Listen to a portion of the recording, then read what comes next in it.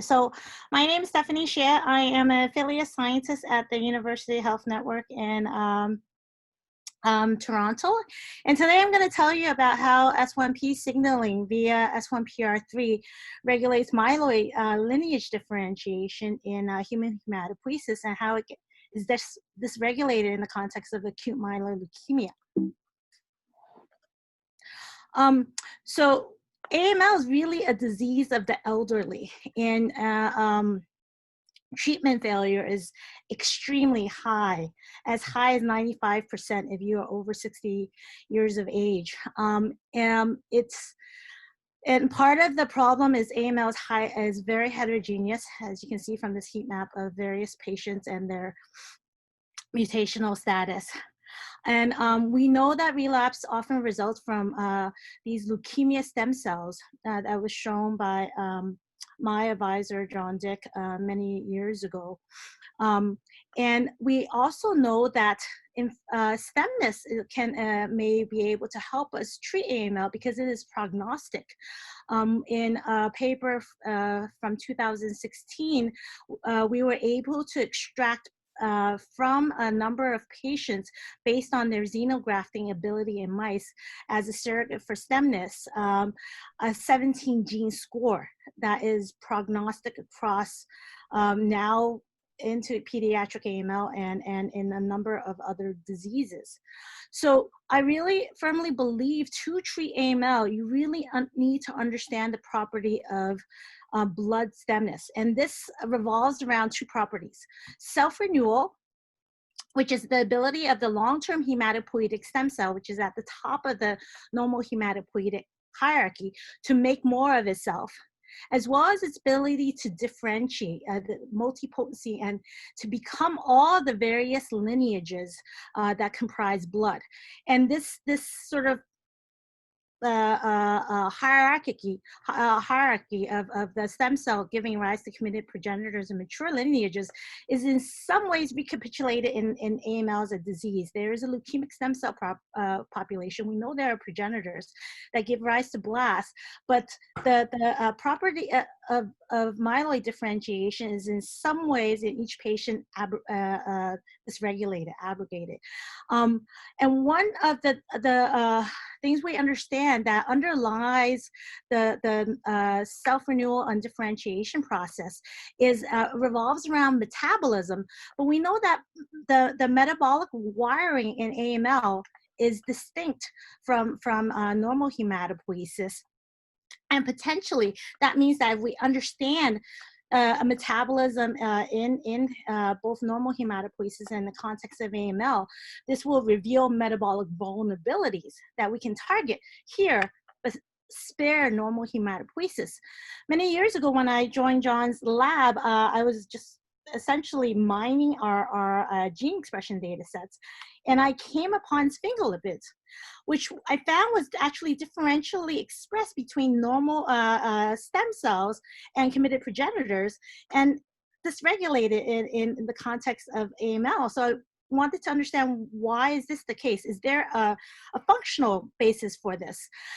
And this led me to this story that was published last year in Cell Stem Cell, where I found that DEGS1, as you know, enzyme in de novo sphingolipid synthesis, is actually required for normal hematopoiesis and regulates HSC self-renewal as well as lineage commitment, in part through if you disrupt it, is altering endoplastic reticulum stress and activates the unfolded protein response and autophagy as a pro-survival mechanism, and this alters the entire sort of wiring of HSCs.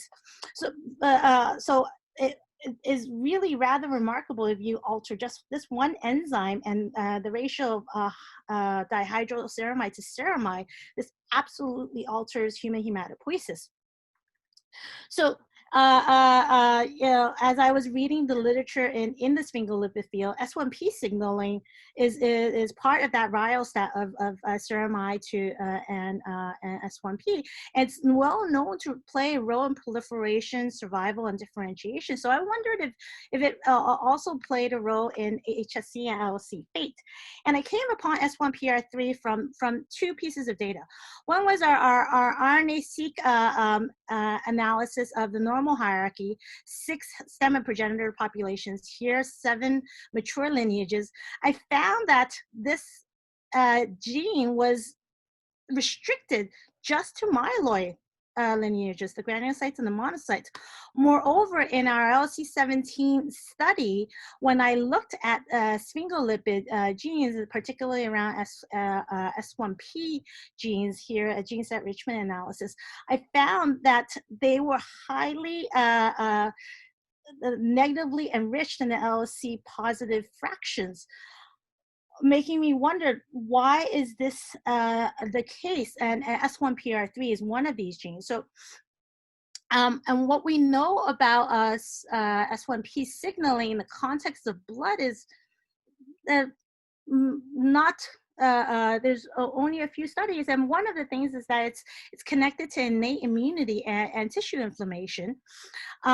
Moreover, there were inklings, of course, that obesity increases a number of sphingolipid species as well as S1P. And in the context of aging, sphingolipids are also altered. So this association led me to ask, well, let's start looking at S1PR3. First, I confirmed our gene expression that, in fact, S1PR3, using flow cytometry for looking at surface protein, that S1PR3 is absent on the surface of HSCs, and it's only expressed in the very small percentage of the myeloid progenitor. So then I overexpressed S1PR3 in a number of stem and progenitor populations, and did 2 single cell differentiation assays to read out where we can read out differentiation down the erythroid and myeloid lineages, and as well as in liquid culture. And what we found was that there was a profound push towards myeloid differentiation. This is looking at a monocytic marker here. Moreover, if these stem cells overexpressing S1PR3 were transplanted into immunodeficient mice, they have inability or deficient ability to graft in these mice, and there was an alteration of lineage output, again, with this increased myeloid, decreased erythropoiesis and lymphopoiesis. So it seems that if you overexpress S1PR3, it's pushing towards a myeloid fate program. And I wanted to understand why this is the case. So we did performed RNA sequencing on long-term HSCs, as well as the immediate downstream population, which we call short-term HSCs. And what we found just 3 days after overexpression was there was a profound induction of inflammatory signaling pathways, particularly TNF-alpha via NF-kappa B signaling. And this was also associated with activation of a number of genes that are known to be in the transcriptional regulatory network for endowing myeloid fate. And if you're overexpressed if you're overexpressing S1PR3, you lose HSC signatures and you gain these granulocyte signatures. So it's moving away from a stemness program to a mature myeloid program. Moreover, this induction of inflammatory signaling, this increase in myeloid fate at the expense of erythropoiesis in the mouse HSC field, we know is part of stress hematopoiesis.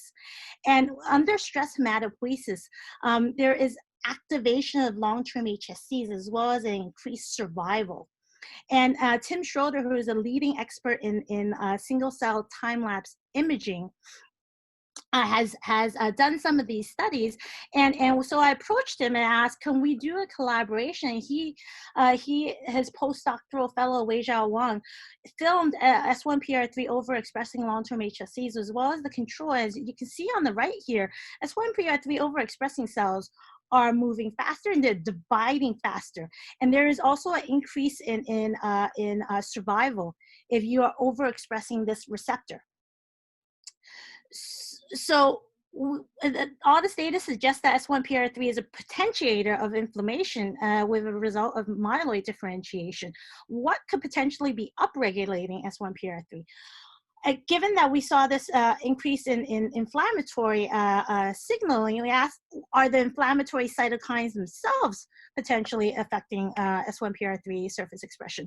So this experiment was just one shot. We treated stem-enriched cord blood with either TNF-alpha or IL-6. To remind you, there is no S1PR3 surface expression in these populations when they're uncultured, but when you culture them with TNF-alpha or IL-6, now you see that there is now a small induction, but significant, of S1PR3 on the surface, and particularly in the myeloid progenitor.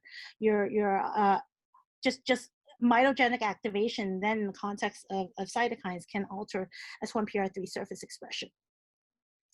Now, we know that aging and inflammatory diseases affect hematopoiesis with an imbalance in lineage output, particularly increase in myeloid lineage. And there's an impairment of HSC self-renewal, and these lead to a leukemia risk.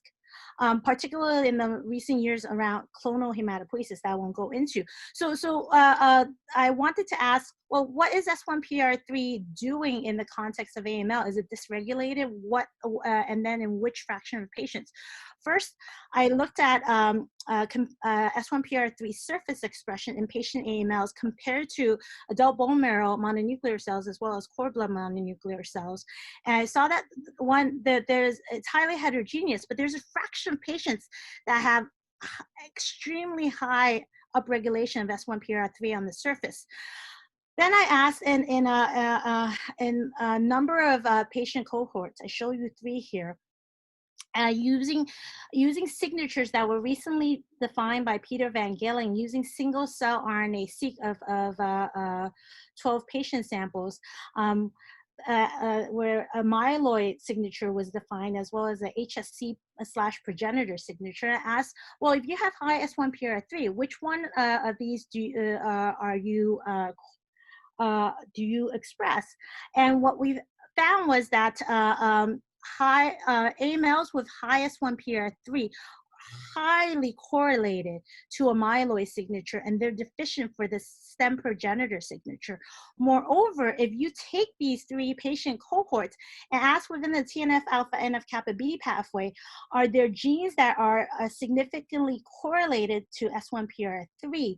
There is a set of genes that are around NF-kappa B signaling and anti-apoptosis, as well as metabolism, particularly glycolytic metabolism, that are in these high S1PR3 expressing myeloid AMLs. So this is all correlative. What does S1PR3 do to stem cell function in the context of patients? First, I confirmed that S1PR3 surface expression, S1PR3 gene expression in the number of patient LSC fractions, these are functionally defined patient LSC fractions, was in fact correlated. Then I took 3 patients that we know can graft and we know where the LSCs lie, and sorted in the LSC subfractions for S1PR3 high expressing cells as well as those that are low or deficient for S1PR3, and then did a limiting dilution assay to read out engraftment and then get a calculation of LSC frequency. And in blue here, those that are all 3 patients, if they are S1PR3 high, you have a significant decrease in LC function as output of xenograft and engraftment. Now, if you take the patient AMLs and overexpress S1PR3, this is very hard to do. Not all AMLs can be transduced, but what I found was that now these LSCs can no longer engraft in patients. So I couldn't even look at differentiation. So I turned to a number of AML cell lines that are hierarchical in nature. On the left here is a patient-derived relapse sample that can grow in culture. And when we overexpress S1PR3, you see a alteration of the hierarchy, looking at a myeloid marker and the CD34 marker that often denotes leukemic stem cells. And you lose this fraction that is more stem-like.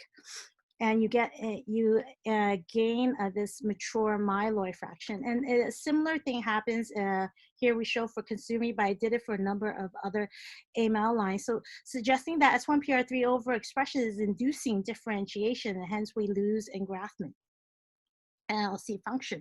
So as a proof of principle, there is we took Gilenya or FTY720, which is the S1P prodrug, and did a preclinical study using a xenotransplantation of 12 patient cohorts or 3 pools of core blood to ask if it would also if there was an effect on normal hematopoiesis versus patient AMLs.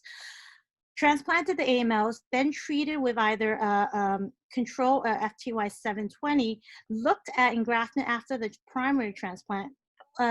3 of the patients had some sort of decrease in leukemic burden, but the majority of them did not. And then asked, well, is there an effect on LSC function by taking those patient AMLs? Now, there is no drug at this point. And then transplanting them into another set of mice to estimate LSC frequency. And what we find here is that the majority of the AMLs have either a significant or near significant decrease in LSC frequency, suggesting that disrupting S1P signaling in patient AMLs can disrupt LSC function.